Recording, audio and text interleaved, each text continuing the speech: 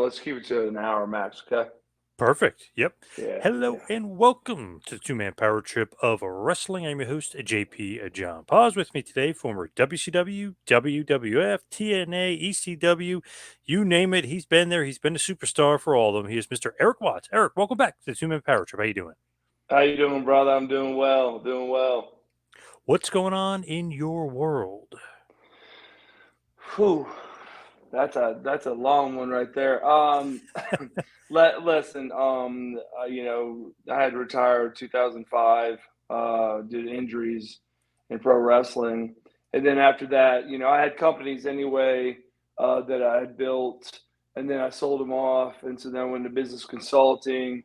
And man, both my kids are incredible. My daughter's entering her senior year at the Naval Academy, 6'1" beast of a basketball guard and cyber information. WWE is just trying to, you know, put the hooks in her. But I don't think they've got it yet. That she's committed to the she's U.S. government, right? As soon as you go Hmm. to one of the academies, you're U.S. government. But they've been trying to work with the Naval Academy to work something out. Who knows if the WNBA may want her? I don't want either to want her. Mm. Yep. Cyber information, baby. She will make more money Yep.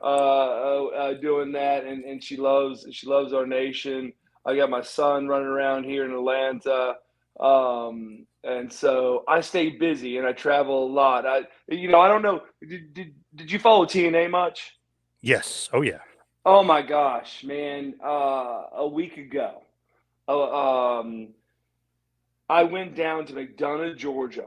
I've never seen Goldilocks. Oh, nice. Yeah. Per- yeah, I've never seen her perform live. And bro, I can't put it into words. This place was going crazy, and she has all these different ways to include the audience. And so I brought my girlfriend, and then Elix Skipper showed up, from TNA, and man, we had an incredible time. And yeah, I think I hurt myself dancing out there, going crazy. And I tell my girlfriend, I said, "Man, next time we do this, I got to get a hotel, man. We got a little bit wrecked, you know, Yep. and had to drive 2 hours back. And of course, the day she plays on the south side of Georgia, we had to drive through two concerts were in Atlanta sold out: Janet Jackson and Taylor Swift. Oof. And so we drove through there, but brother, I gotta be honest with you, man. I love both of those ladies, Janet and Taylor, but Goldie crushed it, just crushed it. So, man, that's what I've been doing, just living life and loving life. Man, that's a little bit of a throwback to TNA days. You're like the director of authority again at Yeah, TNA. Yeah. it was funny. I think I threw something on social media. I said I'm gonna take my real girlfriend to meet my on-screen girlfriend in a concert. Yeah. Yeah, Exactly. yeah, Yep. yeah. And the girl I date, I've dated her for about 6 years. She knows wrestling kind of, but she didn't meet me because of wrestling. So she's kind of new to the whole TNA and Goldilocks and all that. And let me tell you what, Goldie entertained and my girl said, man, I just met her for 10, 15 minutes twice, and I feel like we're best friends. So it was a great time. Great time. When you look at wrestling today, do you follow it much? Do you pay attention much? Or no, that's kind of in the rear view? No, not at all. I don't watch it at all. I feel embarrassed when I get asked about it occasionally. I was at DDP's surprise wedding. That's a whole new story. Let's see, not last December, December before, and I'm sitting there. It's a Thursday night, and I'm like, I know some of the people there, quite a few people. I said, hey man, those guys look like wrestlers. Oh, that's the Uzos. I go, okay, who's that? And so I'm Hmm. asking people. Now I knew Mark Marrow, of course. Me and Mark know each other very well, and Rob Van Dam, and so forth and so on. But quite a few young people showed up too, and I just didn't. I don't keep up with it now. it's kind of a love-hate scenario, right? Um, I think mentally I don't keep up with it because, I also wrote quite a bit, and helped in creative departments. And I think my issue is it's almost like an ex-drug addict, right? Like why even fantasize about the drug if you can't take the drug or whatever, which might be a horrible parallel. But wrestling, like Dusty Rhodes told me, he called me because he's the one that set up one or two of my first matches after I'd been training for like 22 days, 23 days. I was driving back to Louisville to go back to college. He said, "Hey, baby, I want you to get in the ring." And I'm like, "What?" I've only been in the ring 23 days, but I did it. And then he said another day, he goes, "Hey, the next day is this, and the next day is this." And on the third day that I wrestled all these towns on the way to Louisville, he had me call him, because back then, it wasn't cell phones, it was a pay phone, call him up, Grizzly Smith was saying, "Hey, Dusty wants to talk to you." He said, "Hey, baby, what was it like?" I said, "Dream." I said, "I played football in Japan against Syracuse. My first college start was at a sold out University of Ohio on ESPN. I've been on literally what I would Fiesta Bowl champions against Alabama. I've been on the biggest stages athletically, um, that anyone could be on. I believe. Okay, and I said, "Dream, I've never felt anything like it." And he said, "You're effed." I said, "Excuse me, sir." He goes, "You're done." I go, "Sir?" He goes, "You're never going to find anything." Uh, Anything to take you to where you are. No natural high, no high, no anything. Because maybe being there for one of your children's births. And literally, he was right. He said, "There's nothing more engaging and more stimulating than being there for a crowd to tell a story, to hear them cheer, boo, cry, laugh."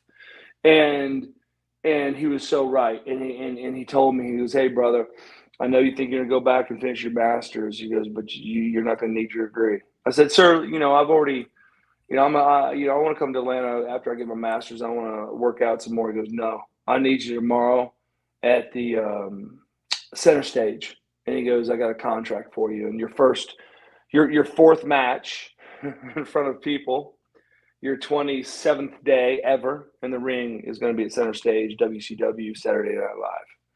And I'm like, oh. I couldn't say no. So I turned my car around, drove back, called my fiance in Louisville, said, "Hey, finish your classes. I'm signing a contract. I'm going to go pro wrestle."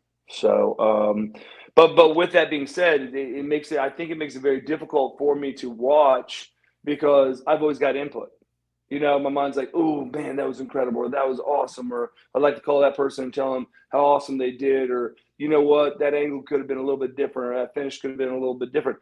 In no way critiquing, like I'm not saying I could do better per se, but sometimes my creative mind goes crazy, and maybe that's because of my dad. I mean, I believe that wrestling was in my DNA. It paid for every one of my meals as a kid. It paid for all my kids' meals when they were babies.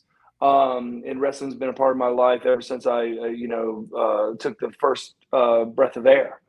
Now that doesn't give me the keys to the kingdom to say that I know all and am all, but I will say, generations and generationally and being around it as much as I was around it, maybe that gives me some advantages or disadvantages. I don't know, but man, my creative juices just go through the roof watching it. So it's more like I don't watch it not to frustrate myself because with my injuries and all the other stuff, I still think I can get in the ring, do another match. I can't tell you how many times I wanted to call Hunter or call Sting or call some of the people that I know that are still in the business at AEW, WWE, and blah blah blah, and put my hat in the ring and see if they're interested. But I've kept myself from doing it the whole time.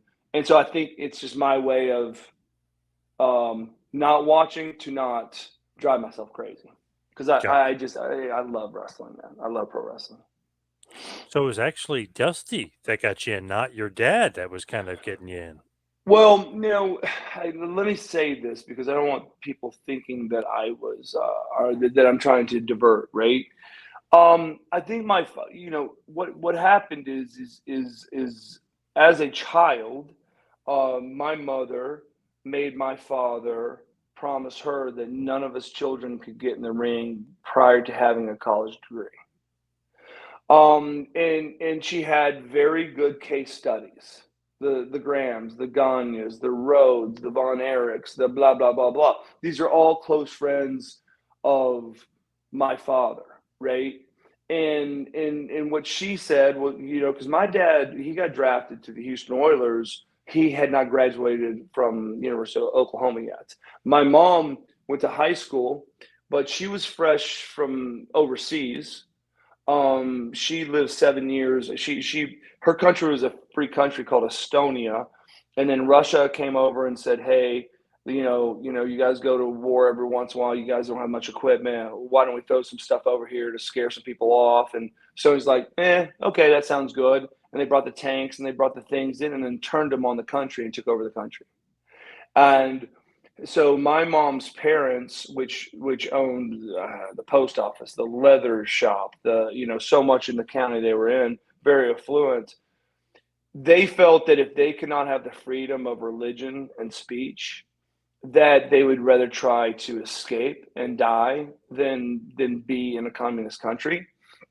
So they took a whole bunch of jewelry and stuff and snuck out. On the way out, they're actually in a milk wagon. like we're not talking about cars and stuff, like a milk wagon. Hmm. And they got to a checkpoint and one of the kids kind of coughed or sneezed. The father jumped out and they were so excited that they have him because the family was so well known that they took him. And man, I mean, I don't know, it depends on your faith and stuff. They didn't check the wagon. And in it was my mom, her two sisters, a brother, and her mom. And they got through the checkpoint. They bartered with a ship that had been hit in one of the wars, and they didn't know how far it would get. And so it got to Germany and started to sink. Well, there they took people that were people without a country, let's say, and they stuck them in the concentration camps, which they called deportation camps, because if you were Jewish, they didn't light you up, which was just a horrible experience. But there they stuck together. They could have come in pieces, but the family stuck together and said, we will not go as one, we'll go together. So it took them 7 years before they were sponsored by a church out of Oklahoma City to go to the United States. And my mom and dad met in high school. Then my dad went to college. Then he went pro. And then my dad got into pro wrestling because, Houston Oilers, he knocked out the coach there, got traded. Then was up at Minnesota Vikings. Vern Gagne, you saw him, heard his story, loved it, and got him into pro wrestling. So, and how my mom and them got back together was my dad selling out. From what I understand, the fastest sellout of Madison Square Gardens ever, electronic tickets. Him and Bruno Sammartino. And so he's working for Vince's father at the WWF to take you back.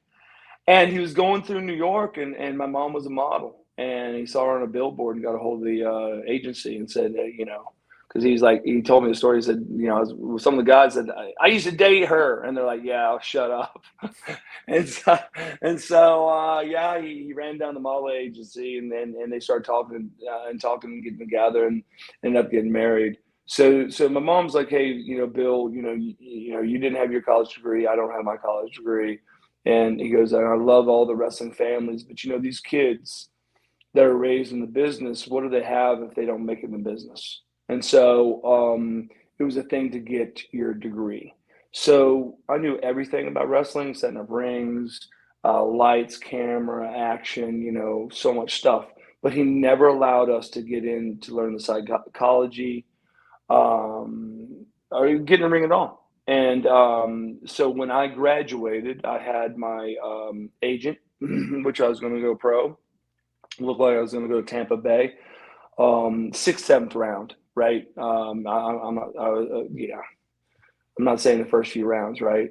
So I was going to back up to Berg, and I was just offset by football, man. So much politics, so much craziness.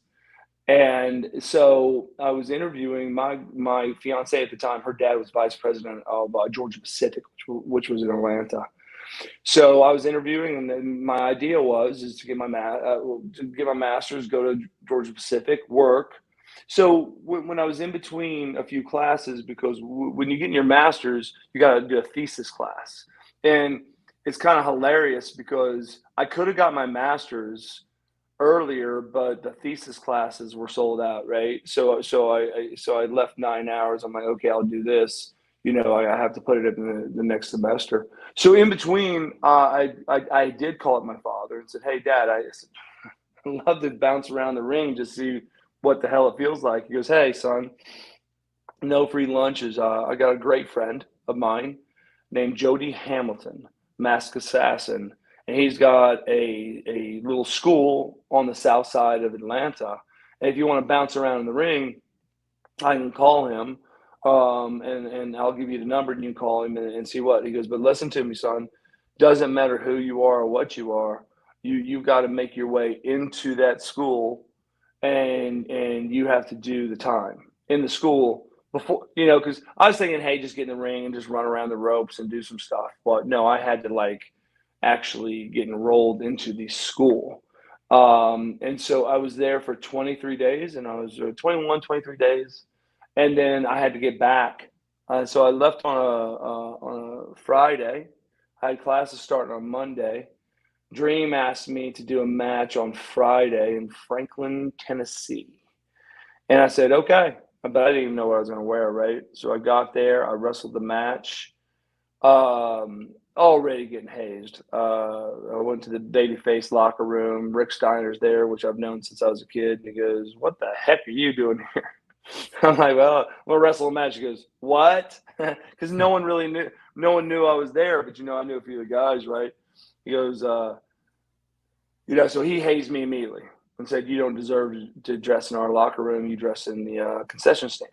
So I literally was sitting there with about four old ladies popping popcorn, and I put a towel on and got dressed in the concession stand, right? And so had that match, and dude, it went with like a blink of the eye. I could barely remember anything. And so when I got out, Grizz said, hey, Dream wants you to call him. So I went to the payphone, called him. He said, hey, bro, would you like to run that back? And I think he said Chattanooga. And I said, oh, brother, I don't even remember that match. I'd love to. And he said, yeah, tomorrow, Saturday night. I said, okay.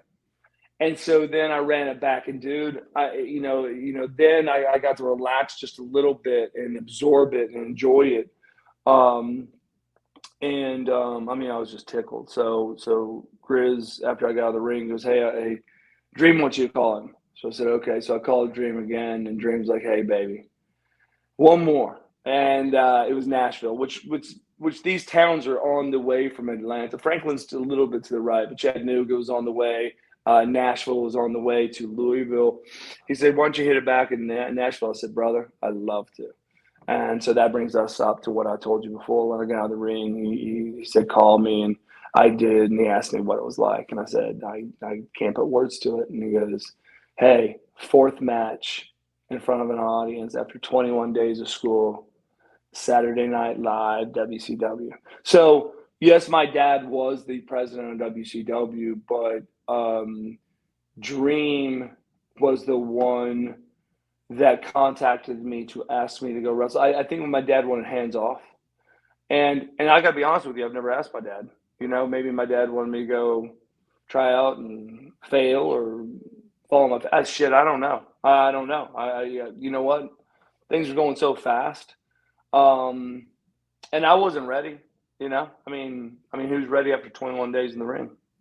But Sarge Buddy Lee Parker. He took care of me. He's who I trained with for 21 days. That's who I wrestled my first 3 matches with. Matter of fact, my 4th match, WCW. And so, looking back at it, I'm one of my worst critics. So I'd beat myself up because I tried to compare myself to other people that were wrestling. And then I had to let it soak in and say, hold on, my 4th match was on TV, and I'm judging myself with, Stone Cold Steve Austin and Brian Pillman and Sting and Steiner and Raven and, blah, blah, Arn Andrews. I'm sitting there trying to equate this in my brainstem, but until I started doing podcasts after my career was over, did it hit me? I'm like, hold on, 24 days in the ring was the 24th day ever of my life in the ring was on TV. I don't know, not too bad, Yeah, and usually takes like a year, right, or so. shit, man, God bless you if you can do it in a year. And I'm not trying to pump myself up. I know guys that they wrestle in indies 3, 4, 5, 6 years before getting on, major federation, right? But even the guys that were coming out of the power plant, people I knew, personal people I knew, 1.5 years, 2 years, every day. I mean, I can't imagine, But let me say this too. Let me say this as well, though.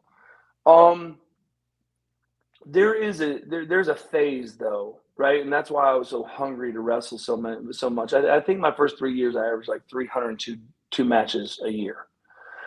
And I was always hungry to keep that pace because I wanted to learn. But I also was hungry to wrestle at different federations and with different wrestlers, So I loved it over in Germany. I loved it in Japan. I loved it in all these different places, ECW, TNA, WWE, WC. I mean, we can just keep on going, right? Because everyone had a kind of a different style, Like I think when my dad was running Mid-South, there was 23 territories. And so what would happen is you'd come in, Shawn Michaels, he asked me when I was at WWE, he said, hey, brother. I go, what's up, baby? He goes, hey, can you give me some footage? All my kids have seen is me being a superstar. Can you give me some footage from Mid-South and send it to me? I said, yeah. And so I called my brother, Mike. I said, hey, bro, can you put like 8, 9 matches on like a DVD and send it to Shawn Michaels? He goes, yeah. He goes, that'll be about 14 minutes of matches. Wow. and All squashes. So he did. He said to him, well, shit, I didn't keep up with it, right? And I didn't even remember Shawn necessarily in Mid-South, right? Right off the top of my head, I don't remember all the athletes. I mean, I remember most of the athletes, but the athletes that stuck around, right? And Shawn called me, and because I was gone after a while, and he called me, goes, I don't know whether to thank you or hate you. I said, what? He goes, well, my whole thing is I wanted to show my kids that I had to build my way up to stardom, and that, yeah, you see me as the Heartbreak Kid and all the fans going crazy, but I wanted to show you that I started at the bottom. He goes, but Erik, your brother sent me these matches, and I'm so effing depressed. I don't know. I don't know if I want to show my kids. And so I made a quick joke back to him. I said, Shawn, honestly, though, I did talk to my brother and I talked to my dad, and they both knew, they both said, hey, we knew he was going to be a superstar someday because they'd never seen anyone take such a good ass whipping. Yeah, true. Yep. Listen, old school, right? Old school, it was to learn how to sell. And this guy, his bumps and his selling and his charisma was just on point, right? Just on point. And but it was a funny, back and forth. But yeah. So I think what happened was, I think that Dream was such a good person. And he understood the heat for generations and generations. I mean, hell, his son was a WCW. Dustin was a WCW, just getting beat up in the sheets and just ridiculed. And I think Dustin is one of the best wrestlers, I mean, like he's in the top, he's in the top 50, to He's me. amazing. He's awesome. Yeah, Yeah. in history, top 50, right? Um, so he understood it, and I think so. I think Dream said, "Hey, baby, but cowboy." A lot of times they call him the Hat. I think he wanted to say, "Hey, let me check this kid out," and because it was nothing to do with my dad. He knew I was at the school, and I guess he knew my schedule, and going back to finish my master's, and he just threw it, everything's timing in this world, right? I mean, what the hell? It just so happened that there's 3 towns being run before Saturday night live, which a lot of people don't know. It was never live, and it was filmed on Mondays. And it just so happened that I'm going to Louisville, Kentucky. From Atlanta, you got to go Atlanta, Chattanooga, Nashville, to Louisville. So Yep. it was all in the cards. It was all in the cards. Yeah, it cracked me up because I had to call my fiance and say, "Hey, baby, you need to come down." And she's, "Why?" I said, "I'm not coming back." She goes, "What do you mean you're not coming back?" I said, Hmm. I'm gonna go sign a contract to wrestle. She goes, "You're gonna do what?" I thought you just went down there to get in the ring. I said, "Baby, I'm signing a contract." And she drove down, and it was hilarious because I could go on forever, man. But we were sitting there, and she's like, "What are you gonna wear?" I go, "I don't know." Right. And so all I had was like I had my football pants. I'm cutting them off and doing shit. And we were like laughing so hard. I'm like, she's like, "Hey, baby, I've been watching wrestling. I mean, these guys like shave their chest and their arms. Like, shave their chest. I'm not shaving my chest and arms. That's crazy. Like Right. that's stupid." And so I said, "Okay, well, maybe I'll just shave around my belly button and stuff." Oh, good job, right? So as soon as you do that, you look dumb as hell. And so then I'm like, "Okay, I'll shave my chest." And then she's like, "Okay, well, nah, your arms look. You gotta shave your arms." So now I'm shaving my arms, and then we got to the armpits. I'm like, "I am not shaving my arms." So we're going back and forth. Yeah. Like, I mean, dude, this is the night before. Like, I have enough problems. I mean, if you think about it, right? My 25th match or 25th time in the ring, 24th, 25th time in the ring is going to be on WCW Saturday night. And here we're like laughing until we're crying, just pounding beers because we're thinking, "Oh, what did I get myself into?" Right. And forget the fact that I don't even know how to throw a punch yet. Right. It's just, elbows and stuff. So, yeah, man, it was chaotic and crazy. But, I think Dream was so beautiful because by him doing that, it kind of protected me some. I mean, I got a lot of people saying that I was probably the most brutalized in back than any wrestler in history per se. Um, I felt it, but I just had a different. I have a different take on life. The way my parents raised me, I felt worse for the people that wanted to put heat on me than the heat because I felt bad for them because I did not ever need anyone in the back to qualify me as a wrestler, you know. And this is no dig, but when I came in, um, I might have been one of 2 or 3 people that had a college degree. I I was one of 3 or 4 athletes that were Division I scholarship athlete. I mean, Steve Dr. Death Williams was, Rick Steiner was, Scott Steiner was. Um, oh my goodness, well, what's his name? He was a beast too, a really good amateur wrestler, national champion, I think. Oh my goodness. I keep on thinking mankind, but not. So you did not have a whole bunch of people. You didn't have a whole bunch of college athletes and people with degrees. And to me, you know, I'm not going to sit here and listen to people degrade me or beat up on me that couldn't even make it to college.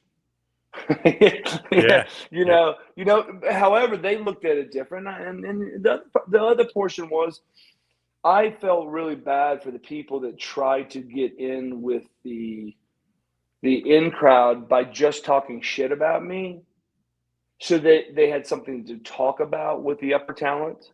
because minus that, they would have nothing else to talk about. And I'm thinking to myself, like, guys, you are going to talk shit about me, and I will be wrestling way past the time you wrestle. And I don't come and not achieve goals.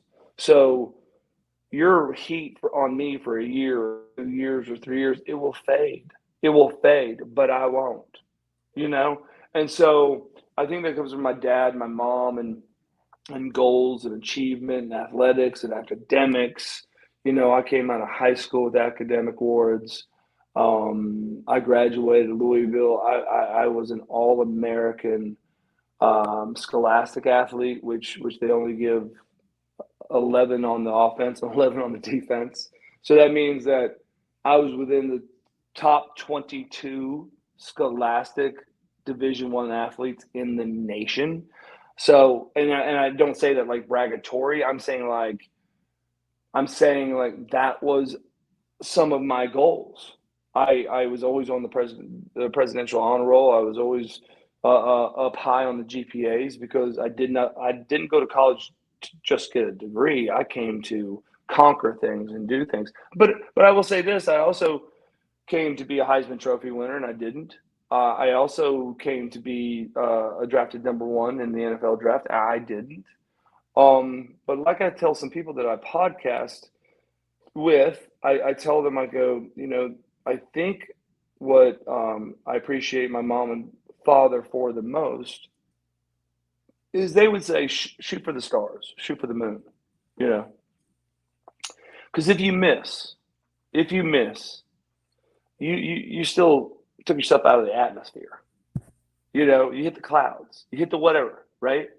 And the way I was trained is they go, so few people in this world believe enough in what they want to achieve and themselves that they hope to shoot for a treetop. You know, and here's the issue. I'm not making fun of people. If you shoot for a 30-foot treetop and you miss it, the highest you could go is 30 feet. Right. I was never shooting for 30 feet. I was shooting for 3,000 feet. And I also believe in this world, in this life, your attitude determines your altitude in life.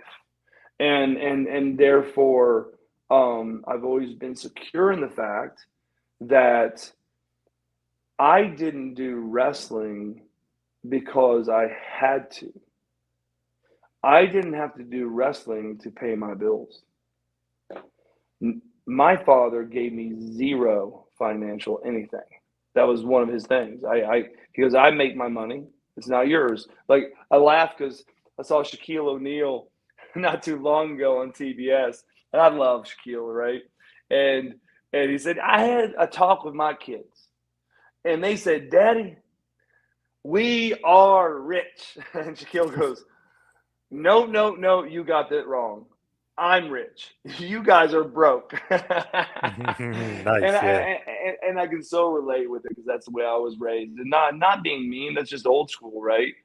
And yeah, man, I pro wrestled over 300 days a year. My first 3 years, I built a paint company. At the same time, I built a turnkey company. At the same time, was doing motivational speaking on my few days off and giving back. And I was pro wrestling over 300 days a year because I knew at any time, God forbid, I had a horrible injury. I don't want to just sit and hope the stock market's doing good and this is doing good and that's doing good. And so, thank God for an entrepreneur mom and a father. And yes, I wanted to be the greatest wrestler of all times. It saddens me because there for a long time when I first came in, they put me to follow Barry Windham and Dustin Rhodes. And Dustin even came on a trip to Louisville when I was in Louisville. He wasn't offered a scholarship. He was offered to walk on at Louisville, but he came on a visit, so they were interested, right? And so they put me with Dustin and Barry, and so I'd ride on the road with those guys to pick their brain, understand things, and all that. And man, the torture I saw for quite some time with Dustin Rhodes. He's like, I'll never be my father. I'll never feel his footsteps. And inside it would just crush me. I'm thinking, why in the hell would you ever want to be Dusty Rhodes? Like, this is no disrespect to Dusty Rhodes. It's no disrespect to Cowboy Bill Watts. It's no disrespect to Stone Cold Steve Austin. I didn't want to walk into any of those guys' footsteps. I wanted to trample them. I wanted to be the best of all times. And I had my goals, right? I'm breaking in 1992. And, 92, I'm 25 years old. I already know that, your best years in pro wrestling realistically are 35, 38 to 45, because now you've learned Shakespeare. So I already knew ahead of time that I had to bust my ass for the next 10 to 13 years to be in my prime. And that's what I was running. That's what I was running to do, is be in my prime. Think about Benoit, his life, however you feel about it, cut short. And imagine that man. He would be just now retiring, right? Yep. Think about Randy Orton. If he did not have the injuries and the out of ring problems, he might be the most decorated pro wrestler of all times. Now, The Rock, caught movies. Stone Cold broke his neck. So there's those things. But you think of some of these guys, and they could be the Mount Rushmore of pro wrestling. That's what I wanted to do.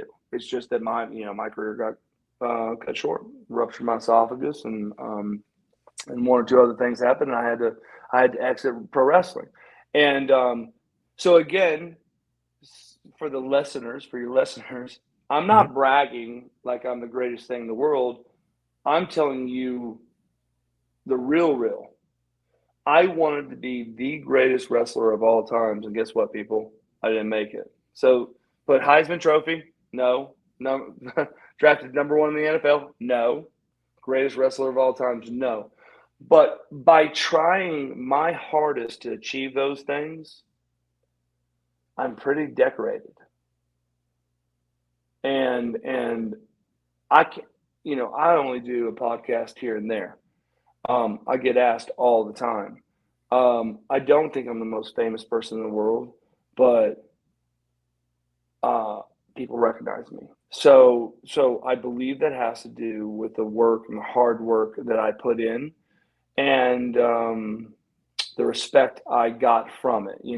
Again, back in the day, people wanted to be mean. I was an easy target. I remember when Dustin saw me, he gave me the biggest hug. I'm like, Dustin, how you doing, brother? He gave me a huge hug. I'm like, we know each other, but we're not like that good of friends. He goes, hey, Erik, I love you. I go, I love you too, buddy. He goes, no, I love you're here to take the heat off me. Oh, boy.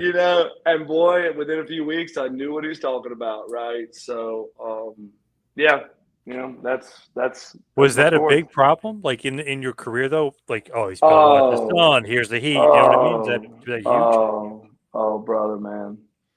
I don't even have to bring it up, man. Listen to some other podcasts and shit. It was the flames were so hard and so intense and so ridiculous. I can't tell you. Like I can't even tell you how dumb it was.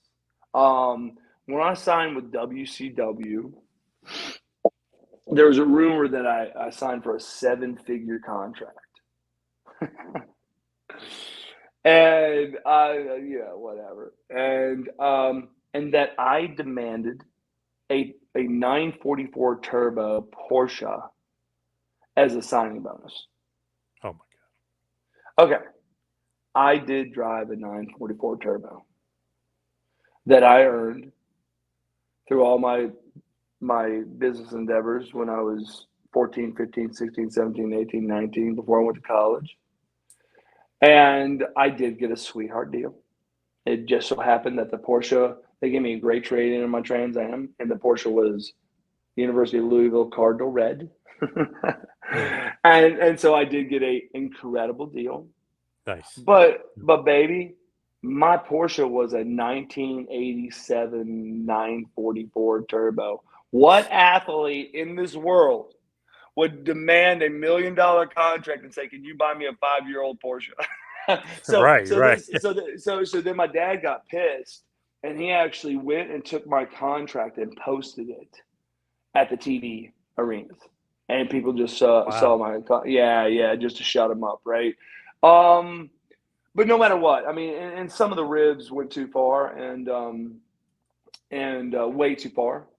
There were ribs that just should never be done. Like, one time I went to the bathroom and someone broke um, like some Coke bottles and stuck them into my work boots and put my boots back in my bag. And so the first time I stepped into that, cut my foot up pretty good.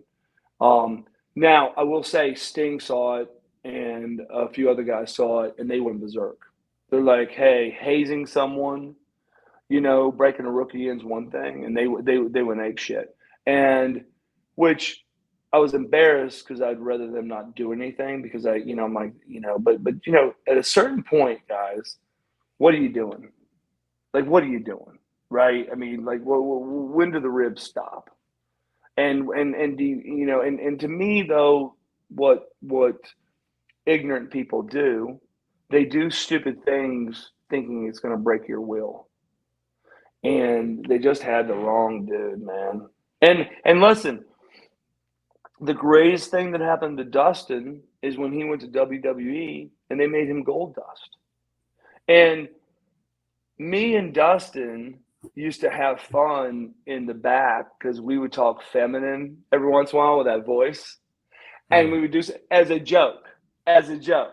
I mean, we would do it all the time, and people would just bust out Pillman and Austin, and they'd be, hey, Erik, do that voice, and Dustin, do that. You guys talk to each other, and we would do it. And then I'm thinking to myself, oh my goodness, he goes to WWE and he does Gold Dust, right? Which was his like feminine character, right? And and he got over so much that by the time I got to WWE, the LGBTQ community found out that he was not gay, gay, lesbian, whatever you want to do. And they got so, because they were praising him. They got so mad that they started picketing events outside of WWE. And Vince at first was going to fight it, and then they said no, and told him to stop being, like the kiss the guy, like he would put you in the corner and kiss Oh you, yeah. and he Yep. had to stop those things. But the one incredible thing was that I watched is he got in that gold and black, brother, and he became Gold Dust. And he then had to be Gold Dust. He did not have to be Dustin Rhodes, the son of Dusty Rhodes. And brother, he just took off. And I mean, I think he's still wrestling now, and he's in the best shape I've ever seen him in. And I'm telling you, pound for pound, I would put Dustin against anyone else that's wrestling in the ring today as the best psychology of any wrestler right now. He's You can put him unbelievable. with Yep. you can put him with whoever you want. Who do you want? Just who do you want? You know, and I mean Sting, as beat up as Sting is, I mean, put Dustin against Sting, put Dustin against anyone. He could wrestle a broomstick. The guy's phenomenal. But I don't know if he would be the guy. I don't listen. He was a great worker when I got there. I was blown away about how his psychology and his work, right? Um, but you could feel that shadow when he was in the ring. Matter of fact, he even like kind of bowed to Barry Windham, right? And listen, Barry Windham's one of the greatest workers Yeah. of all times too. So it's not like you're bowing down to someone that but you could tell he was in his shadow as well. And then, man, he goes up to WWE, and listen, it wasn't an easy fix, and Vince will sometimes put people in characters which you're wondering, is he trying to break a legacy or is he trying to hurt someone, right?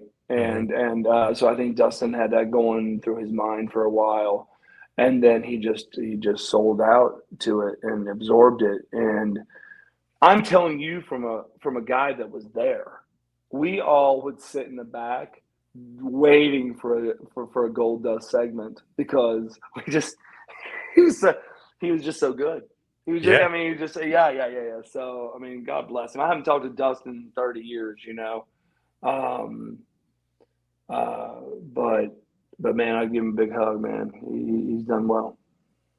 When you look at him being Goldust, when you go in and you're Techno Team 2000 with Chad Fortune and you're doing that whole gimmick, do you like that, or do you think like, oh, what the hell is Vince doing here? Like, he's Goldust, we're Techno Team 2000. Like, do you like how he's kind of going to these weird kind of avenues for these gimmicks? Great question. All right, so remember, I graduated my first degree in 3 years. Okay, and I went to the business school, and I was going to do my MBA JD, which is your Juris Doctorate, so a business law degree, which just came out when I was in college. Matter of fact, the last 2 years I was in college. So I knew about marketing and all these things, right? So a lot of people don't know this. It was a true fact. Vince paid a whole bunch of money to a marketing company to say what are the kind of names that stick with people and people remember and blah blah blah. And the marketing came back and said things that rhyme and things that repeat themselves. And as soon as I heard that, I go, "Oh, shnikes!" Not good. You know, Yep. because you know, when I tried out as Erik Watts and Chad Fortune, man, we didn't even know what our names were going to be for a long time. But if you think about it, Troy and Travis, Techno Team 2000, that's a lot of T's, brother. That's a Yes. lot of T's, Yep. right? Yep. Skip and Zip, Yep. right? The Bonnie Donnas, Bart and Billy, the smoking. I mean, I was like, okay, we're doing overkill, right? like everything was going to freaking rhyme, right? So you know, this is the one thing I never want to do. Vince McMahon was so good to me. And I 100% believe it was out of respect for my father. I do. He's so good to me that I've heard a lot of bad things about Vince, but I'm that kind of dude that I'm not going to throw shade on someone until they've done it to me. Like I'm not going to say, oh, he's the nicest person in the world, but I'm going to say, well, in my relationship, Vince was incredible. Okay, not a lot of people say that from what I hear. Okay, Mm. and I don't question their relationship because that was their relationship. But brother, man, when we showed up for that TV and they said you are Troy and Travis, Techno Team 2000, I do not know how I sound to you. I lived my whole life in Oklahoma. I was embarrassed when I got my first house here in Atlanta and I left a recording and I played it back. I'm like, who is that redneck? I mean, I did. I was like, I was effing embarrassed, right? And Yeah. then, you know, and then when I started looking into broadcasting, right? I don't think a lot of people know this. In broadcasting in the United States, they love people from California because California is the only state in the United States that has no accent. A lot of people Mm. don't know that. Now people go, Yeah. well, you know, Valley or okay, I got you guys. But I'm saying they literally Australia they'll bring people because those suckers know how to lose their Australian, you know, accent to sing and talk, right? You know, Nicole Kidman, you know, and so, but California, you know, and I thought to myself, I am in trouble. I want to go pro wrestle. I want to be nationwide, and I sound like a redneck. Mm. And so I tried my hardest to start working on that. So I don't know how I come off sounding to you, but I was thinking to myself, how in the hell did they come up with Techno Team 2000? Like I was thinking, hey, my name's Troy Techno, y'all. Ding, like Yeah, spitting, yeah. spitting tobacco. Well, we're the team of the future. Like maybe if back then we had Yellowstone, it'd be cool. So, but let me just say this: we just, look, it was one of the greatest opportunities of all time, so we just rolled with it. You could have called us anything. Hell, I looked at some of the other people and go, we could have been Skip and Zip, Right. Yep. or Doink the Clown, so there could have, I mean, I remember my father when Terry Taylor was leaving. My father, my dad goes, I remember this is like, Terry, you don't understand. They're not trying to grab you from my organization because you're a great worker. You are a great worker. They're trying to raid my company. They just got Junkyard Dog. They got Hacksaw Jim Dugan. So they're coming at you. Are these small scraps? They will steal everyone I have if they can. And and he goes, so do me a favor. Just as I told Dugan, as I told Dog, as I told Coco Beware, do not allow Vince to give you a stupid gimmick because then I can't bring you back. And I remember the first time he came out, and my dad just, I mean, he was beside himself. He was like, they made him the Red Rooster. Yep. He goes, how do you come back from that? He goes, that's Vince McMahon doing some mental game with me to take a very good talent and just shit on him. Like I got to be honest with you. When he got Dusty Rhodes, and it was like yellow and black polka dots, and it was the plumber. I was like, what? Or I mean, it wasn't Dusty Rhodes' American Dream, right? So, Yep. but Dusty's bigger than life, so he was just as I threw up in my mouth when I saw Glenn Jacobs come out as Dr. Isaac Yankem. I mean, what the hell? I mean, Yeah. Horrible. so yeah, no, just horrible. But what I do appreciate about Vince is he will put money. Like, I mean, people do not understand the time. Like, he's putting rights on the music, on the names. They've got artists drawing caricatures of you and making outfits, and he's got marketing and merchandising, and he's probably putting 150, maybe $200,000 in each character idea he has. Make it or not make it. Mm-hmm. So you got to kind of look at it that way too. Now, some of it I do believe. Some of them were just shots when he was taking talent from other places. And listen, I don't. If I'm going to go heavy, I'm going to go heavy. I'll steal your main people. I mean, what do they do in the NBA, right? LeBron goes to Miami, brings two other guys. Now, LeBron goes to LA, he brings. Yeah, I mean, Golden State Warriors. I mean, say what you will, brother, but talent brings rings, and so I'm not begrudging him. I'm sad that everything's been cut down territorial wise, because now with only one or two territories, everyone wrestles just alike because they don't find a new way to wrestle, or they don't find different angles, and it's even beyond that. And I'm not knocking these guys. These guys are great athletes, but they don't necessarily know psychology, and they don't necessarily they don't even speak Carney. I was at DDP's house 2 years ago. Some guys came over from Cody Rhodes School, and they were talking to him about a few things. I'm like, well, why wouldn't you just do this? And I said it in Carney, and the guys looked at me. I'm like, oh, they think that's a great idea. And Dallas looks and goes, bro, stop. I go, what? He goes, they have no idea what you just said. I go, what do you mean? He goes, they don't speak.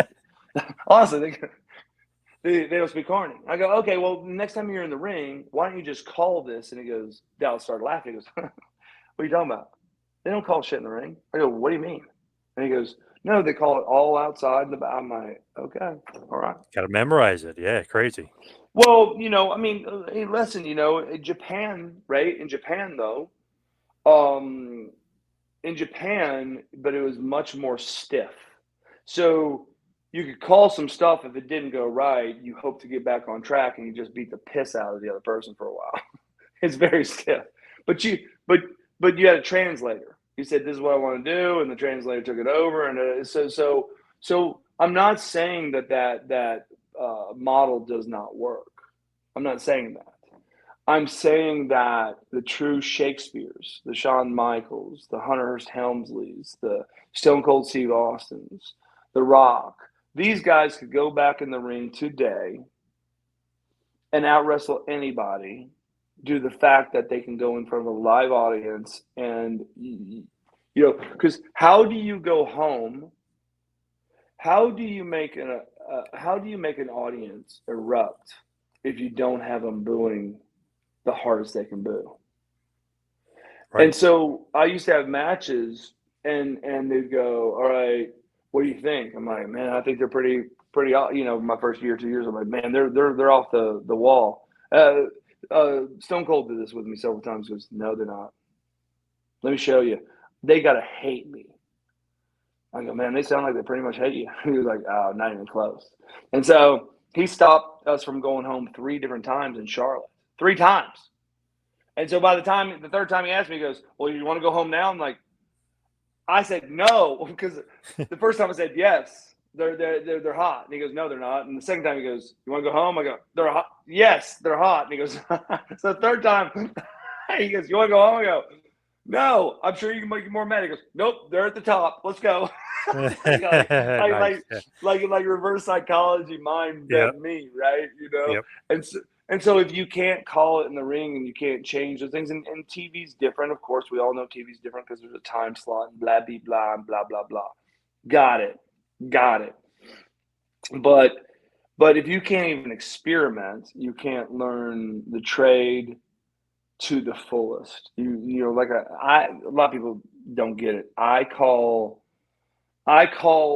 the best of the best in wrestling the Mozarts or the Shakespeares, the people that can play the perfect tune or play the perfect play. It's the people that like. I remember Jody Hamilton saying, "Erik, as a babyface, I want you to find a girl in the front audience, and you need to be able to make that girl that came to cheer you cry by taking the best butt kicking ever." And right. then right. And you need to take the boyfriend that hates you because they're sitting by the girlfriend and he's making fun of you. And you need to lose him to the point where he cheers you at the end when you win. So like I remember Sarge, my again, I had very little training. But when everyone else went to lunch or when everyone else was beat up or when they wanted to give everyone else a break, Sarge would say, "Hey, sell time for Watts." And it might be an hour. And literally he would let guys come in between someone eating and whatever and kick the dog shit out of me for like an hour straight. And to learn how to sell, and my dad, I got to be honest with you, man, I saw my dad several times in the back and he would just crank the piss out of someone and hurt him. Like he'd be mad about their selling. He goes, "Let me really put you in the hold." And they would scream like a little child that was just branded with a branding iron. He goes, "See, brother," he goes, "here's the issue.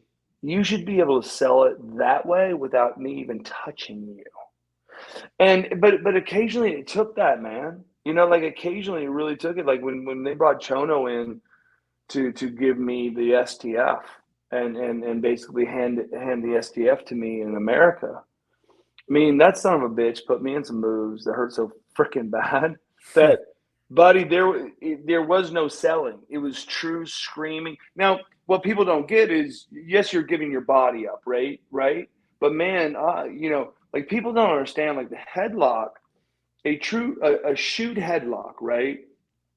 You put this portion of your arm into the jaw, and that's where you pull it, and you can separate a person's jaw. The shoot moves, like the true shoot moves, are very painful and hurt very bad. And so when they put you in it, it's not like a how do I sell it. Now I did a tremendous amount of amateur wrestling, and there's a lot of amateur wrestling in which it was easy for me to start teaching kids because I would amateur wrestle them, and I would put them in moves that hurt tremendously, and they would scream and they'd yell, and if you really want to prove something, you can make someone almost pass out or cry, or you could put certain people like in a camel clutch, and you could make them want to throw up because you're cutting off the oxygen and their stomach hurts so bad, right? A sleeper, put someone out, truly put someone out. I mean, the sleeper's a shoot, bro. Yep. 3/4 Nelson on the mat, a front face lock. I mean, you can break a man's neck. But so many of these kids, I guarantee you, if I show someone said, "Hey, let me show you a true headlock," they go, "Huh?" They would never know that the headlock is to separate a jaw. I would say 99% of people don't know that, right? So they would never think of that, or how you cut off the carotid so many different ways. So those things are lost because we're into the world of drama and acting. However, the good actors in this world can truly sell their self crying, happy, sad. Like even Tom Cruise, whether someone thinks he's cheesy or not, how many times have you seen him in a situation in a Mission Impossible? I mean, I remember when the girlfriend, and they shot him in the neck with the whatever, and then she had to put the electrodes on him to shock him. His heart to get it out. He was watching them, like kill his girl, and the tears in his eyes, right? Yep. Dude, I mean, I don't know how people feel about Tom Cruise, but brother, man, come on. I mean, like really, come on. And I watch some of these series nowadays, Billions and Yellowstone, and I'm like, God, some of these girls that tried out for this thing, what do they can cry on a drop of a dime, and people will tell you, think about something that makes you sad. Listen, man, people that can pull those emotions out of nowhere in 2 seconds, that is a trained skill. That's a trained skill, right? You might get away with it once or twice, but if you want to cry on a dime whenever they ask you to cry and it look real, that is a trained emotion skill of breathing and feeling. So, wrestling today is quite different. I'm not saying that the athletes are not as good athletes. They're probably better athletes. From what I hear, these athletes are a lot more healthy. They're more financially minded. God bless them. Because my dad's era. I remember my dad saying, he said about Ric Flair and he said about Dusty Rhodes. He goes, those guys have lost more money than most people have made. Right. Yeah. I mean, my dad and my dad wasn't talking crap about people. He's like, son, I don't know, Flair. He's been bankrupt 3 times or 4 times, whatever the hell it was, right? And he said, I'm not talking bad about these people, kids. I'm saying the reason why we have gobs of rental homes and property and oil rights and we had Watts Air and an airport and a marketing company, because the reason why is I knew how to divest and do verticals and horizontals and tax because so many of these athletes go out and give it up every night and then they spend it all in the bar, and then they don't pay the tax man because they think that the tax man's not going to come after them, and they don't know a Roth IRA from a SEPA. Well, I tell people all the time, I said, do you have any I bonds? And they're like, I bonds? Yeah, I bonds. Inflationary bonds? Well, no, my financial planner doesn't tell me about that. I said, no shit. You can't get them from your financial planner, you idiot. You can only get it on us.gov, and no one makes money on it except for you.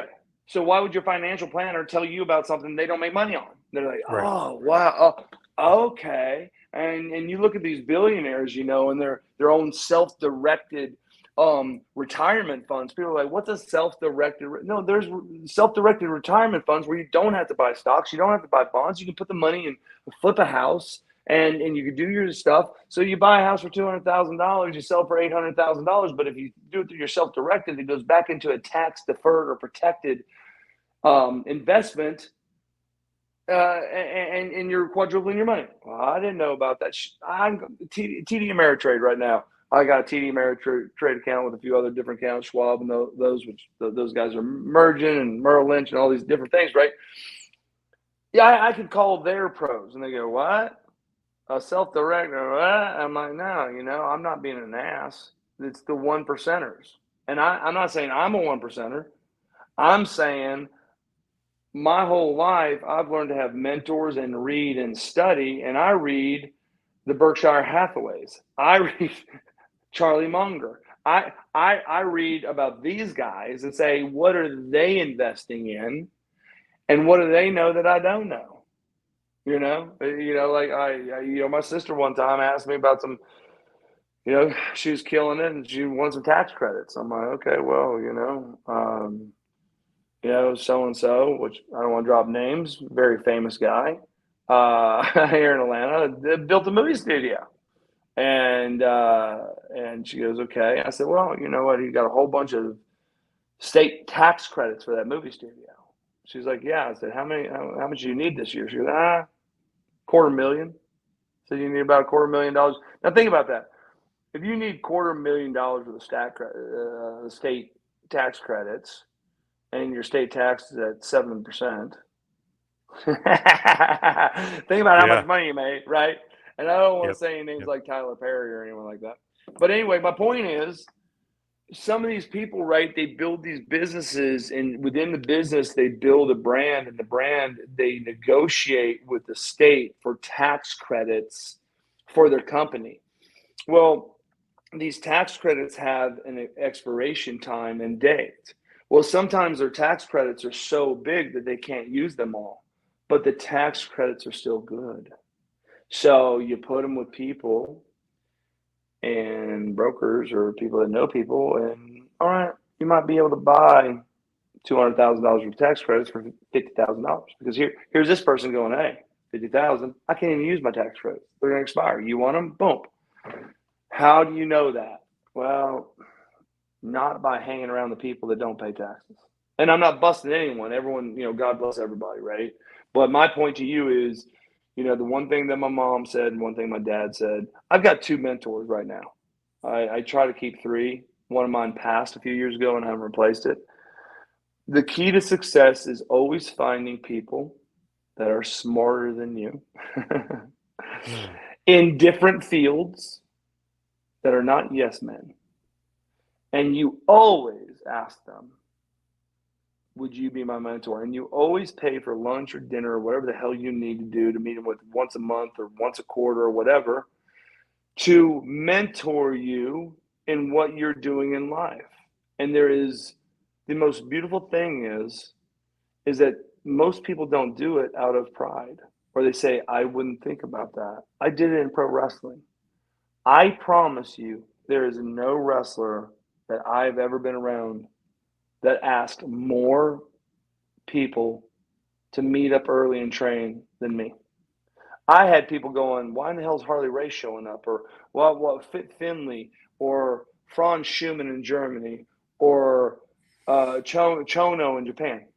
Because the guys that are the best actually appreciate the guys that aren't as good, asking them to teach them their craft. Yes. It's the little idiot boxes that are jealous, that just want to sit in a locker room and talk shit about someone else, that would never even think about it because they're too busy talking shit. I don't have time to hear you guys talk about these other people. I have got to master my craft, you idiot. I'm not here for you. I'm here for me, and I want to be the best. Yep. And so I take that in everything, in business today. In football, I mean, I was the guy. Listen to me, but even before DDP was here, I carried a VHS camera. I taped all my workouts. I taped my wrestling matches, and I'd come back because from what I learned as a young kid, there's a saying in sports: the eye in the sky never lies, and that they're talking about a camera. Yep. And you thought you did this move right, or you don't know why the coaches get mad at you, and you thought you thought you looked great, and then you look back and go, no wonder the coach is mad at me. I'm not closing that gap on that, in basketball, or I'm not doing this in amateur. I didn't block that knee, or in football, I read this, and then you look back and go, no, I didn't read the whole field. Just and again and again and again. So the mentors are my eye in the sky. So I can go up and say, hey, this is what's going on. This is my output. This is what I'm seeing. And then they'll just say, hey, I hear what you're saying. Let me see this, or let me see that, or tell me how you're, if I ask you this question, how would you answer it, type things, right?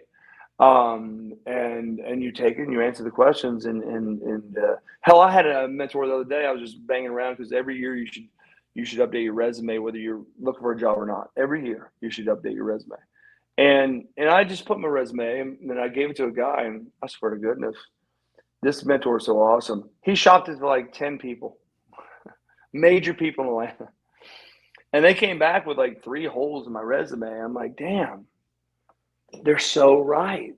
I did not see that. But the funny thing about it is they shop those resumes, right? I had 8 people call me going, hey, do you want a job? I'm like, no. Yeah. No thanks. Yeah. No. So look, listen, it's putting the work in. You got to put the work in. You got it's the best opportunities come when you're not looking for them, right? When Yep. you need a job, or you need to make a buck, or you need water, or you need whatever the hell it is, that's the hardest time to get it. Yep. Yeah. So For sure. Hey, that's my preaching. I'm done. Well, as we hit the wind down here, we head towards the finish. What's next for you? Man, I'm embarrassed because I think I sound like such an accomplished businessman. I started a company about 2 years ago. It's a credit card processing company. So all businesses, website, not websites, that take credit card processing, I do it. And let me say this, I've been very successful at it, to the point where I have never built a website. And now it's crushing me because I'm thinking, man, these podcasts, why wouldn't I be putting the website out so that someone like yourself, you may know someone that owns a restaurant or a tanning salon or a dry cleaners or whatever the hell it is. Mm-hmm. And I could be earning business by doing something like that. So as smart as I am, I can be kind of stupid. I haven't built a website, yet, because I haven't had to, but that's no reason. That's bad. That's bad business, right? You can always turn down business, right? And so there's 3 things I do. 2 years ago, my girlfriend said, hey, Erik, you're so goal oriented, but I've never heard you do like a New Year's resolution. I go, no, I do one every year. I tell people I'm going to lose weight. Like people say, hey, what's your New Year's resolution? I said, to lose weight in 2025. Like I'll throw 3 years out. Right. Yeah, because I don't want to lie. I don't want to Yes. lie, Yes. Right. So I'm a smart aleck, and I'll say something like that. But it hit me. So 2 years ago, me and my girl were with my son, my sister, her husband, 3 of her kids, and we decided to go to Vail, Colorado, and spend Christmas to January 2nd in Vail. I hadn't been in Vail forever. Girlfriend had never been snow skiing, so we're like, hey, let's go do this. And we're sitting out, we got an Airbnb, and this house was so freaking stupid. It's just so stupid. I mean, it's just, man, hot tub on the outside, had a deck. The deck was heated. So it didn't matter how much it snowed, you're on it. It was just ridiculous. It was just beautiful. And, we were having a few drinks, and we're sitting there hanging out. And I said, I want to do the resolution. She goes, what's it going to be? I said, it's only going to be one thing. I want to, next year, this is 2 years ago, I want to make a list of people that have been influential in my life, or people that I care about. I want to check on them, and I want to tell each person I love them. Like I want to say I love you and thank you. So if you think about it, right, there's high school people, man, because as soon as I was Hmm. out of high school, I was to college. I went home maybe 2 or 3 times for a week or so. Each time, I was gone, brother. Then I'm pro wrestling and international, and so there's pro wrestlers. Just a lot of people that I just life went fast, right? And I didn't talk to them. So um, I started doing that, and I can't tell you how awesome it was, and still is. So this year's resolution is to take the ones that had bared fruit from last year, and I try to quarterly call those people. And I'm still reaching out to people that I had not gotten through my list with, right? Because there's probably like 80, 90 people, and I was only calling like, well, because it was my goal, 4 people a month, right? But the coolest fruit of that labor is that my girlfriend watched me, and this year she said, "I want to do what you're doing," and she is absolutely having a ball with it. I'm like, and I'm like, you're telling, and now people in her life are like, "Why? That's a great idea. I want to Yep. do that Good too." idea. Yep. And I'm like laughing at her, going, "I gave you the idea." Like laughing, right? And I do have a lot of people tell me like, "Oh man, yeah, that's a great idea." Now I don't know if they do it or don't do it, but I will tell you a funny thing though is when you've seen as much in life as I've seen. Oh man, I've seen a lot of death. I've seen a lot of celebration. I've seen a lot of stuff in my life, right? And dude, you call someone up and you say, "Brother, I love you." It is kind of hilarious because there's just Yeah. some guys. They're just guys. Hey, okay, Watts, man, it was good talking to you. So and now my girlfriend she teases me. She's like, "You really like to like go overboard with the people that it makes squeamish." I go, hell yes, because I got guys now even like I've been talking to them once a month for 10 months. I'll say, "Hey brother, I love you," especially if they're you can tell there's people on like if I catch them on the phone. "Hey, I'm in the car with my family." "All right, brother. Hey, listen. Hey, kids. Hey, wifey. How you doing? Hey, so I love you, brother. Okay, I'll talk to you, Eric." Huh. it's Yep. it's kind of it's kind of crazy, but there's also people that you'll say, "Hey, I love you," and they're like, "What?" I'm like, "Man, I love you," and they'll go, "Man, yeah, yeah, right. I love you too, brother. I do. I love you." And it's just different, right? And so I've got people now. Hey, Dallas Page is one of my greatest friends. Lex Luger is one of my greatest friends, right? And I never, never get off the phone without telling both those guys I love them. And Dallas um, even told me, he goes, "Yeah, at first when you said that, I love you." He goes, "But man, you really say it every time at the end." And he goes, "I enjoy telling you I love you too, brother." I said, "Hey, we don't know per day if that's the last time, and I don't know, man, how horrible it would be if we talked one day and something happened to you or me, and I didn't let you know I love you." So but there's some badasses out there that go, "No, I know you love me, you just don't have to tell me." I'm Right. good, Yeah. baby. Yep. Yeah, Yep. yeah, yeah. So I had a good friend of mine right now, Kelly Owen, and dude, I've been trying for 6 months. Once every few weeks. "Hey, Kelly, when are we gonna get together, bro? I want to break bread with you. Hang out. Blah blah blah. I've never met your new wife. Blah blah blah." "Yeah, yeah, Eric. Yeah, yeah. Very good guy. Very good guy. Busy as hell, but very good guy." I have not been able to lock him down to a lunch or a dinner in the last shoot. I said 6 months, probably last year. For Wow. the last Damn. year, and he had 7 mini strokes about 6 days ago, 7 days ago, and he's in the hospital, and they had to do open heart surgery, but they had to get his vitals right, and they pulled veins from his legs, and they got to change a valve, and it's not working right yet, and they're pushing for it. So he's in ICU for the last 3 or 4 days, right? Well, he's been in the hospital for the last 7, 8 days, right? But he's in ICU because it took him like 4 or 5 days to get his vitals right to have the surgery. And that taught me something, right? Because sometimes I go, man, I've really tried my hardest to reach out to these people, and man, they're just too damn busy.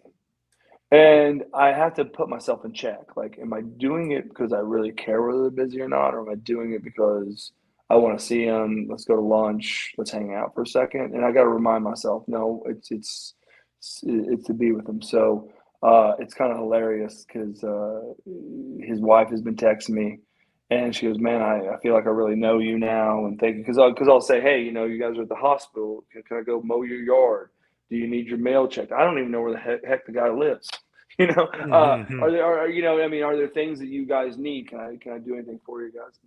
And it's kind of funny because like just today, I got a text from Kelly, and he goes, "Man, I just can't, I can't believe, you know, Erik, I love you, and I know you're good, but dang, man, you're just relentless. Like you're here for us." And I said, "Bro, there's nothing you wouldn't do for me." And he goes, "Yeah, but thinking back, I believe that maybe I haven't." I said, "Don't you worry, brother." I said, "Because here's the deal, okay?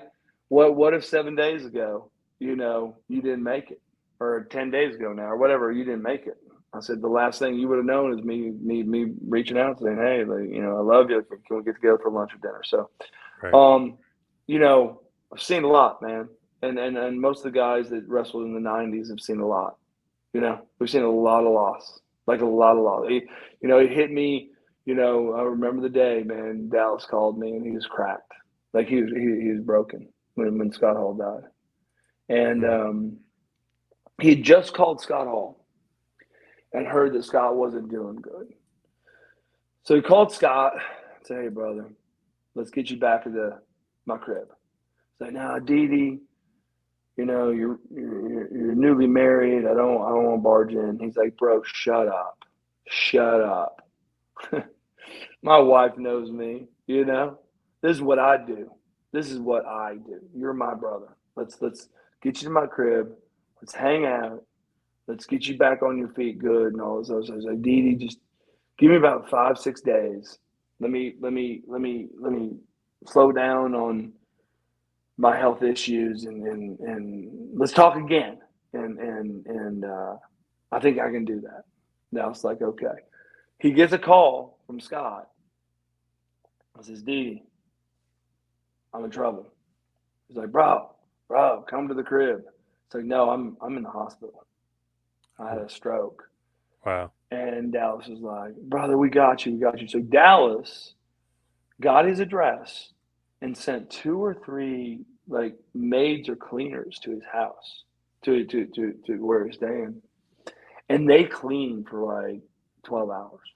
I mean, any piece of laundry was clean and folded and deep clean the ovens and just everything. Because Dallas wanted him, once he comes out of the hospital, he wanted him to come to Dallas's house, live with him for 7, 10, 15 days, 20 days, 30 days, whatever it took, and then him to go home to a perfectly clean, nice house. And now I'm not saying the guy's house was out of control, okay, but I'm just saying Dallas believes in clean mind, clean spirit, positive, right?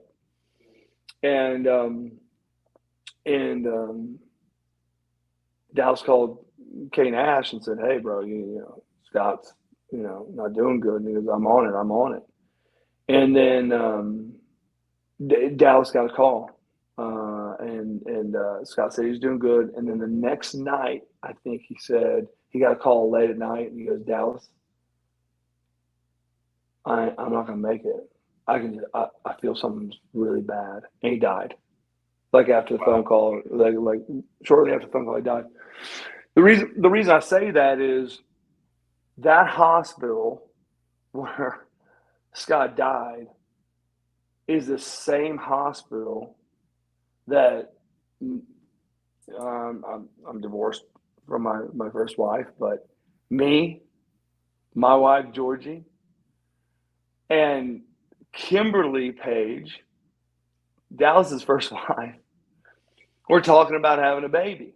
And Kimberly said, "Hey, Wattses, do you mind if I come to this? Because this was going to be our second child, to the birth.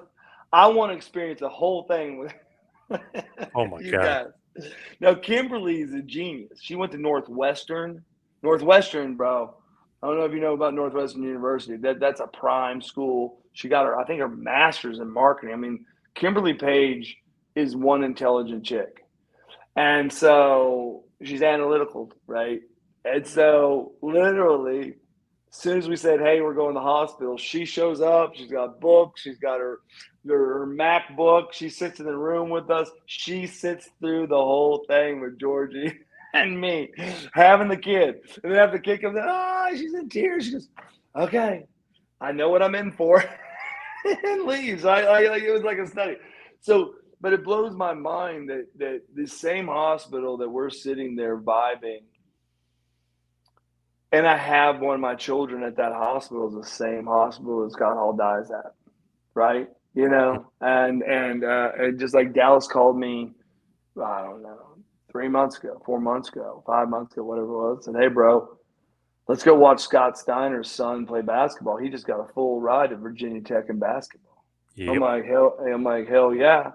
But there I go. So now it's so funny because there for a long time, Scott and Dallas had beef, right?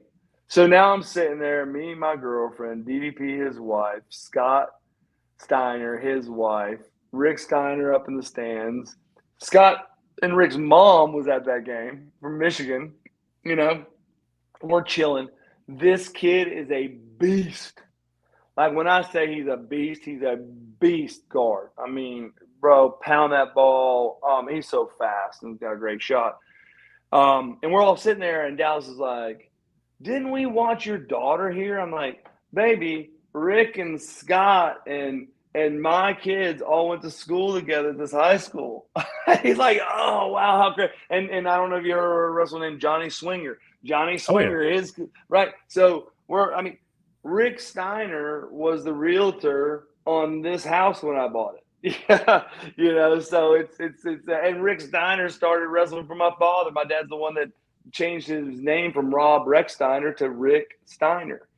So a lot of tradition, a lot of stuff, but man, anyone that's listening to you and me, you got to understand it's not depressing. Life is fast and it's a blink, and so make sure you're always trying to find a way to give back, love, understand, and care, because it's fast. And I tell people, I said, it's kind of weird, my kids, I know this for a fact, can name my parents, their parents, but there's no way in hell they can name my parents' grandparents' names. Yep. So if you think about that, in less than 2 generations, no one knows who you are, unless you Yeah. True. Yep. unless you're Elon Musk or Bill Gates or blah blah blah, and there's blah blah blah, right? Unless that, right? No one knows who you are. So take the time to enjoy, reflect, and enjoy life and love, and give back, and also take the time if possible, because there's a lot of head trauma. I've had a lot, and sometimes you just got to walk outside and look up at the sky to see how little we are, and that's in a good way, right? Because sometimes even me, I've been blessed with success and all that other stuff, but sometimes I've been dinged in the head so many times. I got to walk it off. I got to walk out because I'll get a little down sometimes in my head, my thinking per se, and so many people find me positive, but I've been through enough that there are some negatives, and it just takes me a second to I got to go outside, breathe in, breathe out, look up. Uh, I used to do it with my kids. I'm like, "Hey, let's go lay in the yard." And they're like, "Why, Daddy?" I go, "Just see what happens." And until you lay in the yard, especially like on a sunny day with some clouds, you don't really realize how small your problems and how small life is until you look up. And I have some of my friends do it. They're like, Erik, that's mind boggling. I've not done that since I was a kid. I'm like, I know what changed. They go, God, the things that were a big deal, or the things that I was worried about, or the things that I was stressed about, just went away because, holy crap, I found out, I'm just this one little ant on this huge earth that's spinning really fast, and we lose perspective of what we're here for and what we do. So, that's that's me, and that's what I do. You asked me to tell you what I'm doing. That's what I'm doing. I'm loving life. I'm doing all I can do to love on others, respect others, and appreciate others. And occasionally I throw in a podcast. Nice. Before we let you go, where can everybody find you if you do social media and otherwise? Yeah, man, you're the bomb. Thanks for asking. My social media sucks. I don't even know. My daughter just changed some stuff because she said, Dad, like when I say wow, I can't even say wow. Your social media sucks so bad. I'm like, thank you. I love you too. At the Naval Academy and cybersecurity. I'm jammed on the Facebook because ever since Facebook came out, I did a private page. I've been slammed to 5,000. So every once in a while, I'll delete some people, take some new ones. DEP's telling me I guess there's an athletes page now for celebrities and singers and athletes. So I may open that page up. Bro, I honestly can't tell you. I think it's like Erik Watts official on Twitter, Erik Watts official on Instagram, I believe, are those are the ones. I do need to get better at the social media game, brother, but I'm not the best, but I do want to get better, because it is a great platform to communicate with people. Facebook, the only reason I have Facebook is to keep up with all my high school or college friends or pro wrestlers and see what their families are doing, you know. But I think I might have to take it to the next step and do like an athlete's page, so I can open up and maybe communicate with more people. So thank you for asking. If you find me, you find me. If you don't, you don't. I got to revamp it. I got to bring myself up to date on that. All right. Well, Erik, thank you so much for all the time. Really appreciate it. Thank you. Hey, John, do me a favor, man. People always ask me to send links. So after this, would you email me or Yep. text me the link to this show so I can put it on social media, my Facebook? Because sometimes, sometimes I promote it. People send me a picture and all that prior. I will pre-post it. But yeah, I just got hit up a few days ago by a whole bunch of people in Louisville saying, "Hey, you do a few podcasts, but where do we find them?" So I'd love Yep. to Will send you a do. link out. Yeah, Yep. man. Will Yeah, do. man. No problem. Yeah. But thank you so much for all the time. Really appreciate it. You got it, my friend.